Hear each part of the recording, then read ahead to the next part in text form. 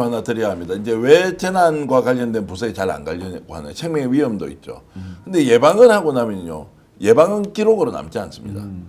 그러니까 사고는 재난이라는 것은 예방이 가장 중요하다고 외치면서 사고가 나버리면 어쩔 수 없는 거 아니냐는 인식이 굉장히 많이 있기 때문에 거기에서 엄청난 국민의 재산과 생명이 실제로는 희생을 당하는 거지 않습니까?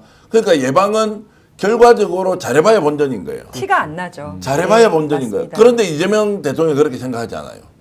그렇게 이제 보면 이번에 홍수 통제소를 갖다 우리가 한번 막아보자라고 해도 이걸 어떻게 이재명 대통령 혼자 막습니까? 천재지변이 우리가 생각했던 것보다 훨씬 심하게도 올 수 있음에도 불구하고 오히려 더 많은 희생과 사상자가 나올 수 있음에도 불구하고 이거 무조건 막아봐야 된다. 그래서 가장 유능한 사람들이 모여서 생명과 재산을 지키는 것보다 더 중요한 게 어디 있느냐라는 이런 진심이 저는 공직자들에게 널리 알려져야 한다. 시민들도 자신의 안전을 우선적으로 이렇게 큰 자연재해가 있을 때 보호해야 되죠. 막 다니면 안 되지 않습니까? 모든 국민이 대통령의 뜻과 맞춰서 함께 움직이면서 네. 이번에는 재난의 크기를 확 줄여내야 한다. 이런 생각이 좀 듭니다. 그 안전 예방 지수 이런 개념을 만들어서 우리가 국가 통계 지수라는 게 계속 발전되어 오거든요. 선진국이 올수록 시스템화 될수록 이런 지수가 과거에는 없었어요.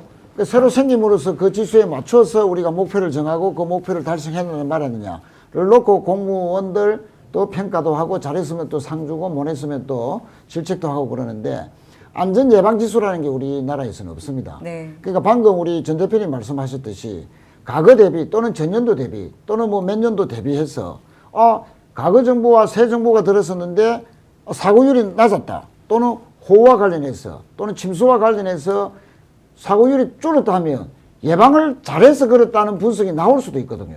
그러면 예를 들어서 안전예방지수라는 개념을 만들어서 비교해서 잘했으면 그 원인을 찾아서 잘한 결과 선제적으로 예방한 결과다라고 했을 때는 그 담당 공무원이라든지 또는 시민단체라든지 이런 쪽에서 적극적인 인센티브를 발휘할 필요가 있다. 그러니까 저는 근본적으로 바뀌어가고 있다는 생각이 저는 들고 있고요. 이제 댓글로도 안전 문제는 아무리 잘해봐야 본전이다. 재난관리 잘하면 많은 포상과 진급 포상 줘야 한다. 나오님 이렇게 주셨죠. 그런데 실제로 지금까지 우리가 안전에 대한 인식이나 이런 것들은 사고 안 나면 운 좋은 거고 네. 사고 나면 어쩔 수 없는 거고 이제 이렇게 갔단 말이에요.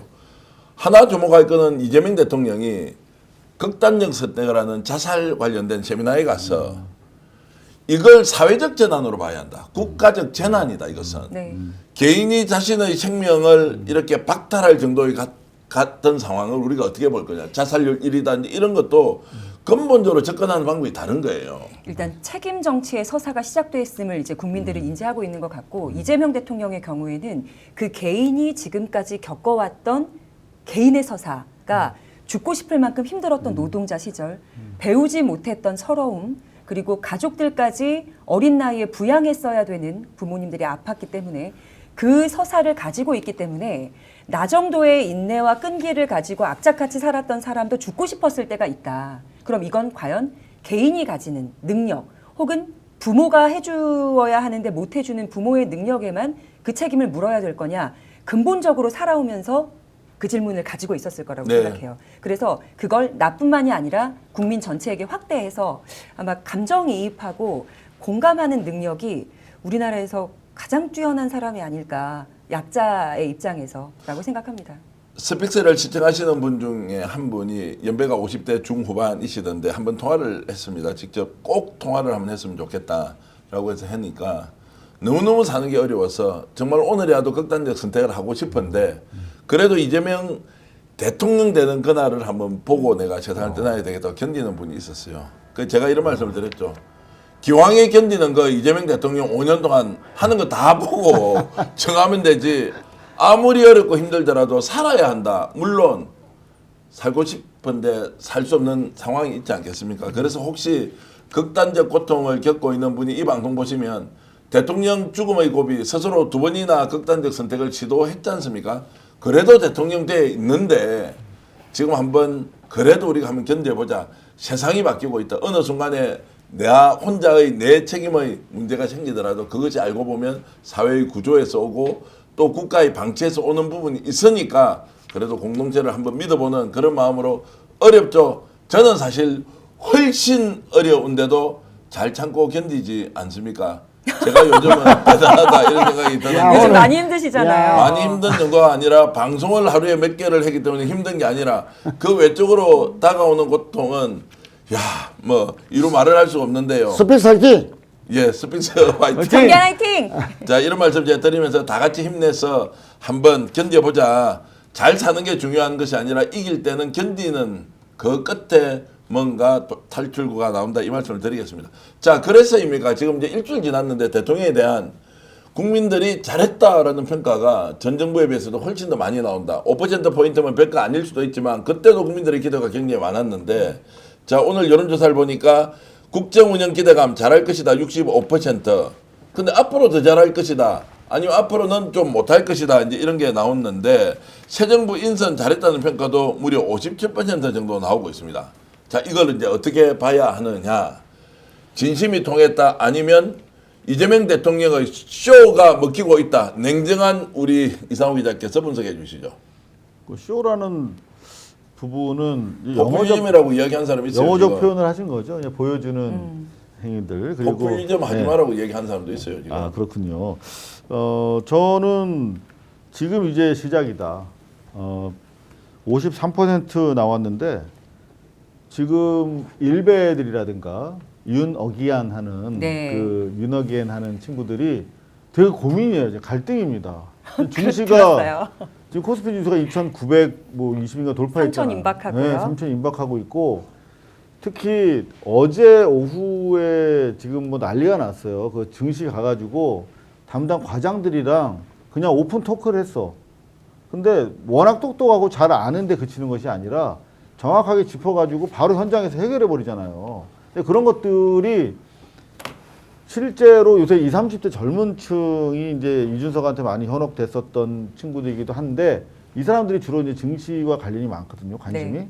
그걸 보면서 그냥 동영상 하나하나가 수백만 회씩 조회가 되고 있어요, 지금. 그게 퍼지면서 이재명 되면 나라 망한다고 그랬는데 아니네. 아니네 그러면서 들어가 마라 이러면서 지금 무너지고 있어. 그들의 그 어떤 철옹성 같은 그 그렇지. 이재명에 대한 악마화나 악마화 이미지가 무너지고 있어. 그래서 제가 봤을 때는 53%로 시작하는 거, 이게 보통은 이제 정권 초반에 허니문 때가 제일 높고 이제 계속 그거 갉아먹잖아요. 까먹는데 이거 완전히 이 증시처럼 우상으로 나가는 그런 새로운 트렌드를 보여줄 뭐 거라고 냉정하게 보는 거 맞습니까? 자, 냉정하게 너무 저걸 냉정하게 아니 보시네. 저는 냉정하기 위해서 그 일베라 20, 30대 커뮤니티를 많이 봐요. 그들이 되게 냉정하기 때문에. 근데 그들의 반응이 이렇다는 거예요. 대통령을 잘 아는 분의 말씀이 정치인인데요.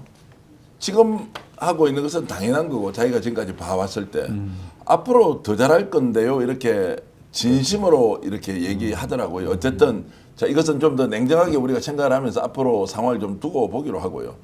어려운 질문 좀 드리면 그래도 네. 재밌게 확실하게 이렇게 촌철살인 대답해 주시길 바랍니다. 질문 자체가 좀 어려운데 시청자 여러분도 함께 답변해 그런 얘기하면 아이, 겁나. 부담스러워요. 기다리는 입장에서. 긴장되네. 자 일주일 지났는데 1년이 지난 것 같아요. 예. 완전히 적응을 해가지고 대통령이 인수위도 없이 일주일 만에 국정을 완전히 안정화시켜 놓고 있고 국민들이 1년 정도 같이 산 것 같다는 얘기가 나옵니다. 네. 혹시 그렇습니까? 뭐 저도 상당히 기간이 지난 것 같아요. 예.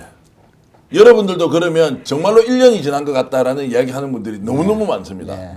왜 이렇습니까? 짧고 재밌게 대답해 주십시오. 아니 그러니까 아까도 우리 그 참사 현장에 가서 비교했지만 윤석열이 살던 또는 이제 윤석열 시대에 살던 불과 열흘 전하고 지금 열흘 후에 이재명 대통령하고는 너무나 대비되잖아요. 네. 장면 하나하나마다 하루에도 여러 번 느낄 겁니다. 국민들이. 그래서 안심을 하는 거죠. 안심. 안심을 한다. 저는 안심. 다른 쪽으로 한번 표현해 볼게요. 제가 우리 네티즌들 댓글이나 저희한테 보내주신 의견들을 항상 읽고 있는데 네. 똑같은 마음이야. 혹시 어렸을 때 부모님이 이렇게 초콜릿 이렇게 예쁜 박스에 들어가 있는 거 사주면 그거 한 번에 다 드셨어요? 아니면 아껴서 드셨어요? 아껴 아껴 먹죠. 그리고 먹다 보면 어이구 이제 뭐 절반도 안 남았네 그러잖아요. 댓글 중에 요즘에 대통령 한 사람 뽑혀가지고 이게 내가 내 생활이 즐거워질지 행복해질지 몰랐다. 근데 걱정이 있다 그런 거야. 뭔가 봤더니 벌써 8일이 지났다. 그건 벌써 있어요. 8일이 지났다. 어. 그건 좀 오버하셨네. 아니요.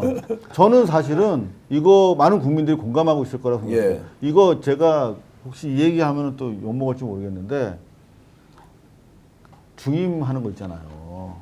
일단 그까지 가면 안 됩니다. 잠깐 이상훈 일단 옐로 카드. 한 번 더 했으면 좋겠어. 옐로 카드 지금 안 돼, 네. 안 돼, 안 돼. 그까지 가면 안 돼요. 지금 그까지 가면 안 되고 이제 그런 말씀 제가 잘 알겠고 그 왜 국민들이 이렇게 이제 안정감을 느끼느냐 짧고 재밌게 얘기해 주세요. 짧고 재밌게 이재명이 대통령에 당선되기 전에는 반윤석열 세력으로 우리가 피로감이 누적됐다. 근데 그 누적된 기간까지 산정하다 보니까 사실은 1년만큼 지난 건 맞아요.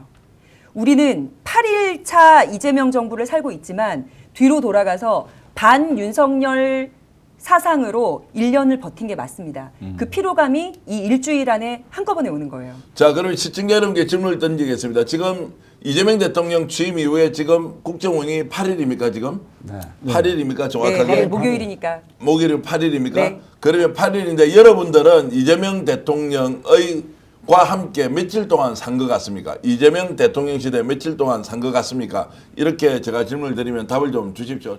오늘 방송 어떠셨습니까? 마음에 들었다면 구독, 좋아요로 스픽스를 응원해 주십시오. 여러분들의 구독, 좋아요는 가장 큰 힘이 됩니다. 스픽 구독, 좋아요.